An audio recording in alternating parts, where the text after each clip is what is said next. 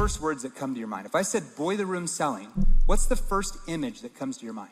Wolf on Wall Street, right? Don't you guys love this movie? Leonardo DiCaprio, hey, I got a great opportunity for you. And we talk about the features and benefits and why they need to buy from us and why we're so much better and you can trust me and blah, blah, blah, blah, blah. So according to the data, the science, we are the least persuasive when we tell people things, when we attempt to dominate them, posture them, manipulate them, push them into doing something we want them to do.